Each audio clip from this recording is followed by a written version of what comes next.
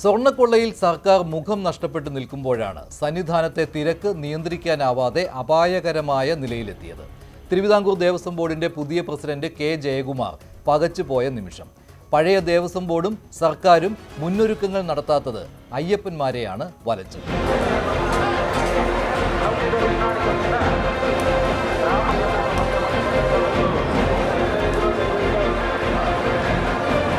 பாட்டில் கிடையாது இந்த சன்னிதானத்துல. சொல்லுங்க, எத்தனை வருஷமா வரோம்?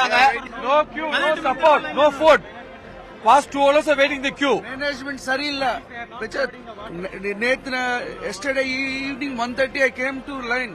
Just now I came here. Even I have not take water and food and anything. இந்த வருஷம் ரொம்ப அதிகம் சாமி, கூட்டம் ரொம்ப அதிகம். நாங்களே கிட்டத்தட்ட 8 மணி நேரம் ஆச்சு சாமி பம்பாலேருந்து ஏறி வந்து சாமியை பார்க்கறதுக்கு.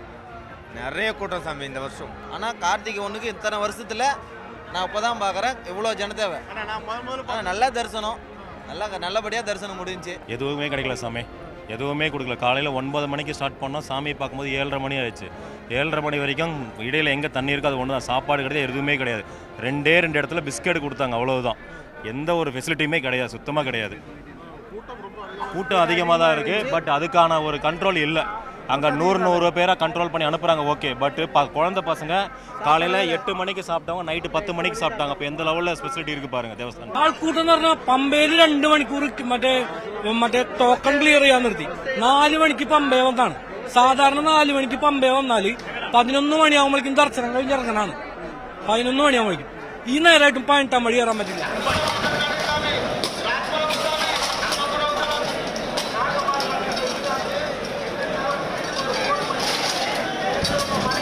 ഇത്രയും തിരക്ക് ഞാൻ എൻ്റെ ജീവിതത്തിൽ കണ്ടിട്ടില്ല.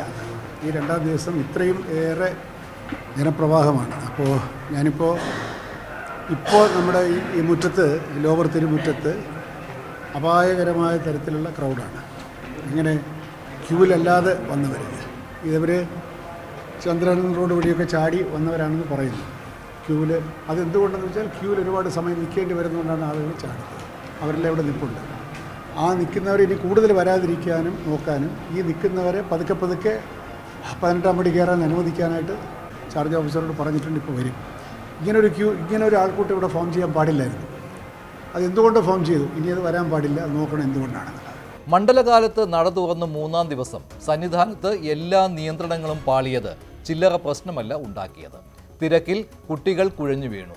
സന്നിധാനത്തേക്ക് എത്താനാവാതെ പന്തളത്ത് വെച്ച് മാലയൂരി തിരികെ പോയവരും.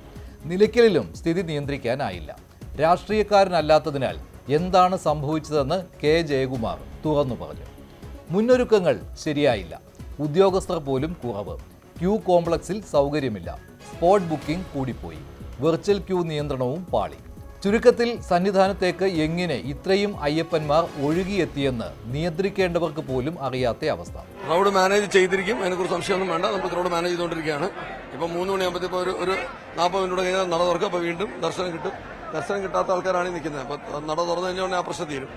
മാനേജ് ചെയ്യാൻ പറ്റും.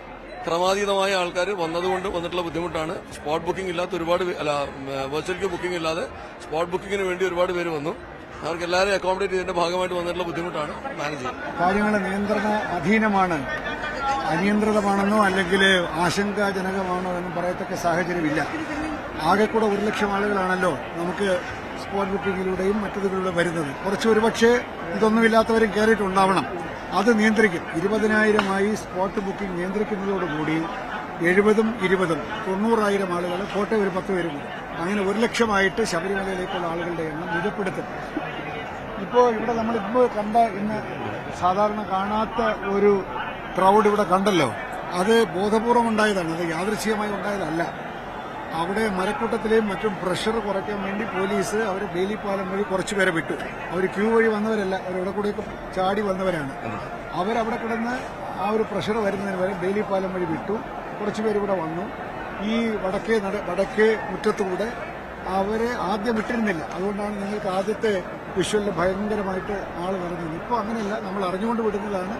ഇവിടെ ആൾ വരുന്നതനുസരിച്ചിട്ട് അവരെ 18ാം പടി മറ്റവരോടൊപ്പം കയറ്റി തൊഴിൽ വിടും. 3ാം ദിവസം 1 മണിക്കൂർ ഉച്ചയ്ക്ക് ദർശന സമയം നീട്ടിക്കൊടുത്തു.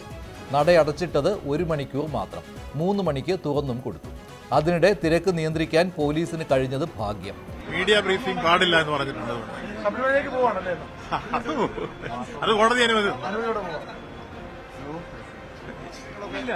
ഒരു കാര്യം പറയാൻ പാടില്ല എന്ന് കോടതി പറഞ്ഞാൽ പിന്നെ അതനുസരിച്ച്. പുതിയ ദേവസ്വം ബോർഡ് പ്രസിഡന്റ് ഇന്നലെ നടത്തിയ പ്രസ്താവന എന്താണ്? ശബരിമലയിലെ സ്ഥിതി ഭയാനകമാണ്. അവിടെ ഇന്നലെ എല്ലാവരും മുൾമുനയിലാണ് നിന്നിരുന്നത്. ഏത് സമയത്തും ഒരു സ്റ്റാമ്പേഡ് ഉണ്ടായി. അവിടെ വലിയ ക്യൂ ആണ്. 10-15 മണിക്കൂർ നീണ്ടു നിൽക്കുന്ന ക്യൂ നിയന്ത്രിക്കാൻ സംവിധാനമില്ല. കുടിവെള്ളം ഉണ്ടായിരുന്നില്ല. കുടിവെള്ളം, ടോയ്ലറ്റുകളിൽ വെള്ളം ഉണ്ടായിരുന്നില്ല. നിങ്ങൾ ആ സ്ഥിതി ഒന്ന് ആലോചിച്ച് നോക്കിയേ. UDFന്റെ ഒരു പ്രതിനിധി സംഘം ശബരിമല സന്ദർശിക്കും. ലക്ഷക്കണക്കിന് ആളുകൾ വന്നു ചേരുമ്പോൾ അവർക്ക് അനുയോജ്യമായ സൗകര്യങ്ങൾ ഉണ്ടാക്കേണ്ട ഗവൺമെന്റ് ചുമതലയല്ലേ? പോലീസ് വേണ്ടത്ര പോലീസില്ല, കേന്ദ്രസേനയില്ല. ഇതിനെല്ലാം ചുക്കാൻ പിടിക്കേണ്ട ഗവൺമെന്റ് അനങ്ങുന്നില്ല. ദേവസ്വം മന്ത്രിയെ കാണാനില്ല. എന്തൊരവസ്ഥയാണിത്? ഇങ്ങനൊരു സാഹചര്യം ഉണ്ടായിട്ടുണ്ടോ? ശബരിമലയെ ബോധപൂർവം തകർക്കാനും അവിടുത്തെ സ്വർണ്ണം അടിച്ചു മാറ്റാനുമുള്ള താല്പര്യമല്ലാതെ അയ്യപ്പ ഭക്തന്മാരോട് ഒരു താല്പര്യവും ഈ ഗവൺമെന്റ് ഇല്ല എന്നുള്ളത് പടിപടിയായ ജനങ്ങൾക്ക് തന്നെ ബോധ്യപ്പെടുന്ന കാര്യമാണ്. മണിക്കൂറുകൾ ക്യൂവിൽ നിൽക്കുക എന്നുള്ളത് ശബരിമലയിൽ അസാധാരണമായൊരു സാഹചര്യവുമല്ല. പക്ഷെ 12 മണിക്കൂറിലധികം ക്യൂവിൽ നിൽക്കേണ്ടി വരിക എന്നുള്ളത് അത്യസാധാരണമാണ്, അപൂർവമാണ്, വളരെയധികം മനുഷ്യാവകാശ ലംഘനവുമാണ്. കാരണം അത്രയും നേരം ക്യൂവിൽ നിൽക്കുന്ന സമയത്ത് അവർക്ക് മാനുഷികമായ ഒരു കാര്യവും ചെയ്യാൻ സാധിക്കില്ല. ക്യൂവിൽ നിന്ന് പുറത്തിറങ്ങാൻ പറ്റില്ല, അവരുടെ പ്രാഥമിക കാര്യങ്ങൾ നിർവഹിക്കാൻ സാധിക്കില്ല.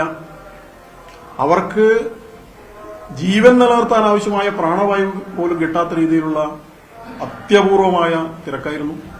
കുടിവെള്ളമില്ല, മറ്റ് സൗകര്യങ്ങളൊന്നും ചെയ്തു കൊടുത്തിട്ടില്ല. ഇത്രയും ലാഘവത്തോടെ സർക്കാർ ശബരിമല തീർത്ഥാടനത്തെ കണ്ടത് ഞെട്ടിക്കുന്നതാണ്. തെരഞ്ഞെടുപ്പ് പെരുമാറ്റച്ചട്ടം കാരണം യോഗങ്ങൾ കൂടാൻ കഴിഞ്ഞില്ലെന്നൊക്കെ പറഞ്ഞ് കൈ കഴുകാൻ നോക്കി. പക്ഷേ അതൊന്നും വിശ്വസിക്കാവുന്നതല്ല. ശബരിമല സീസൺ തുടങ്ങുന്നത് പെരുമാറ്റച്ചട്ടം വന്ന ഒരാഴ്ച മുൻപല്ലല്ലോ അറിഞ്ഞത്. മാസങ്ങൾക്ക് മുൻപേ മുന്നൊരുക്കം തുടങ്ങേണ്ടതാണ്. ഒന്നും നടന്നില്ല. സ്വർണ്ണക്കൊള്ള കാരണം കാലാവധി നീട്ടിക്കിട്ടില്ലെന്ന് മുൻ ഭരണസമിതിക്കും മനസ്സിലായി. അതിനാൽ അവരും ചവിട്ടിപ്പിടിച്ചു. എല്ലാ ശ്രദ്ധയും സ്വർണ്ണക്കൊള്ളയിൽ നിന്ന് തലയൂരാൻ ഉള്ളതായി. ചുരുക്കത്തിൽ മണ്ഡലകാലം തുടങ്ങുന്നത് പോലും മറന്നു. ഭാഗ്യം കൊണ്ട് മാത്രമാണ് അത്യാഹിതം ഒഴിവായത്. അതിനെന്താ പറ്റിയെന്ന് വെച്ചാൽ ഈ ഫസ്റ്റ് ഡേ ഒന്നും ഇത്രയൊന്നും വരവ് ആരും പ്രതീക്ഷിച്ചില്ല. മനസ്സിലായില്ല. അത് എന്തുകൊണ്ടോ ഈ വർഷം വളരെ പെട്ടെന്ന് ആളുകൾ ആദ്യ ദിവസങ്ങളിൽ തന്നെ വന്നു എന്നുള്ളത് ഒരു അഭൂതപൂർവമായിട്ടുള്ളൊരു പ്രതിഭാസമാണ്. ഏതായാലും ഞാനൊരു വിശ്വാസിയായതുകൊണ്ട് പറയുകയാണ്, ഇതൊരു പക്ഷേ അയ്യപ്പൻ തന്നെ നമുക്ക് കാണിച്ചു തന്നൊരു നിമിത്തമാണ്. നിയന്ത്രിച്ചില്ലെങ്കിൽ ഇതൊക്കെ സംഭവിക്കും. ഇന്നലെ ഒന്നും സംഭവിച്ചില്ല. അയ്യപ്പൻ അനുഗ്രഹം കൊണ്ട് നമ്മളെ കുറച്ച് ആശങ്കപ്പെടുത്തുന്നൊരു സ്ഥിതിവിശേഷം ഉണ്ടായി. അതൊരു 1 മണിക്കൂർ കൊണ്ട് നമ്മളത് തീർത്തു വിട്ടു. ഇനി ഇതുണ്ടാവരുത് എന്നാണ് നമ്മൾ എന്തിൽ നിന്നൊരു സൂചന, ഒരു മെസ്സേജ് വായിക്കണമല്ലോ. ഞാൻ വായിച്ചെടുത്ത message, unless you are careful things will go out of hand എന്നാണ് ഞാൻ. അതുകൊണ്ട് തന്നെ പമ്പയിലെ ക്രമീകരണം കുറച്ചുകൂടെ ശക്തിപ്പെടുത്തും. ബുക്കിങ്ങിന് നമ്മൾ അവസരം കൊടുത്തിട്ടുള്ള ആ ബുക്കിങ്ങിനുള്ള സംവിധാനം ഉപയോഗിക്കാതെ ഇഷ്ടംപോലെ കയറി വരുന്ന രീതി അത് പാടില്ല. അങ്ങനെയൊക്കെ ചെയ്തുകൊണ്ട് വന്നിട്ടുള്ള ചെറിയ കൺഫ്യൂഷൻസ് ആണ്. ആ കൺഫ്യൂഷൻസ് മുഴുവൻ മാറിയിട്ടുണ്ട്. വിർച്വൽ ക്യൂ 70,000, സ്പോട്ട് 20,000 അങ്ങനെ ആയിരിക്കും. അത് അങ്ങനെ പരിമിതപ്പെടുത്തി നിശ്ചയപ്പെടുത്താനും ഇനി പിന്നെ ബുക്കിംഗ് ഇല്ലാതെ വരുന്നവർ സ്പോട്ട് ബുക്കിങ്ങിനുള്ള സ്ലോട്ട് ഒഴിവാകുന്നവരെ കാത്തു നിൽക്കാനും തയ്യാറായിട്ടേ വരാൻ പാടുള്ളൂ. ഇവിടെ ഒന്നും ബഹളം ഉണ്ടാക്കാൻ പാടില്ല എന്നുള്ളത് കർശനമായ നിർദ്ദേശമാണ്. നിലയ്ക്കലാണ് കൂടുതൽ. ഇന്ന് വൈകുന്നേരം ആകുമ്പോഴത്തേക്ക് എല്ലാ കൗണ്ടറും അങ്ങോട്ട് ഷിഫ്റ്റ് ചെയ്യാനായിട്ടുള്ള തീരുമാനമാണ്. പമ്പയിൽ സെപ്റ്റംബറിൽ കൊട്ടിഘോഷിച്ച് വൻ തുക ചെലവാക്കി നടത്തിയ അയ്യപ്പ സംഗമത്തിന്റെ പ്രധാന അജണ്ട തിരക്ക് നിയന്ത്രണം, സുഖദർശനം എന്നിവയായിരുന്നു. 2 മാസത്തിനിപ്പുറം സീസൺ തുടങ്ങിയപ്പോൾ 2 ലക്ഷ്യങ്ങളും പാളി. പിന്നെന്തിനാണ് അയ്യപ്പ സംഗമം നടത്തിയത്? എന്ത് പ്രയോജനം കിട്ടി? അയ്യപ്പന്മാരല്ല, സർക്കാർ ഉദ്യോഗസ്ഥരും പാർട്ടിക്കാരുമാണ് അയ്യപ്പ സംഗമത്തിന് വന്നതെന്ന ആരോപണം വെറുതെയല്ലെന്ന് ബോധ്യപ്പെടുത്തുന്നതാണ് സന്നിധാനത്തെ സർക്കാർ ഇടപെടലിലെ പാളൽ. അയ്യപ്പ സംഗമത്തിലെ ക്ലാസുകളൊന്നും ഫലത്തിൽ വന്നില്ല. ഒടുവിൽ ഹൈക്കോടതി തന്നെ ഇവിടെയും ഇടപെടേണ്ടി വന്നു. സ്വർണ്ണക്കൊള്ളയിലെ പോലെ ഹൈക്കോടതി വടിയെടുത്തപ്പോൾ സന്നിധാനം സാധാരണ നിലയിലായി. ശബരിമലയിൽ പിണറായി സർക്കാരിന് തൊട്ടതെല്ലാം പാളുന്നതിൻ്റെ അടുത്ത ഉദാഹരണം.